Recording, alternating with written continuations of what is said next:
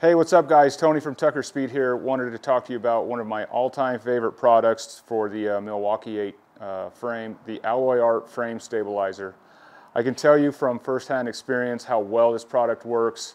On my BRL race bike, when I initially built it, I had purchased one of these, but I hadn't installed it yet. We went to the track for the first time, and I went out for practice, and I had some handling woes. I could definitely feel the thing moving around, wobbling, things kind of being not as solid as you would like. After practice, I went in and to the garage, installed this thing, and it made a world of difference in how the chassis felt.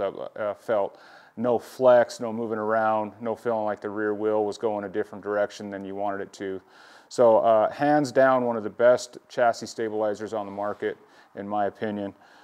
Basically, it's a very easy kit to install. What you get when you purchase it is the adjustable linkage, a bracket that bolts to the top of your starter, essentially just locks the motor to the frame to reduce all the flex that is built into the design of the chassis with the rubber mounts. Those rubber mounts move, the whole drivetrain along with the swing arm start flexing, things start going in directions you don't want them to.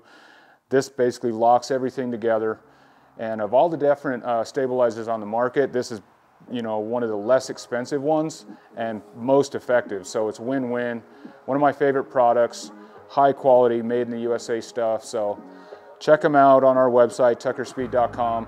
If you like all this content, remember to like and subscribe, and we'll keep you up to date on new products and all of our race adventures. So check it out. Thanks.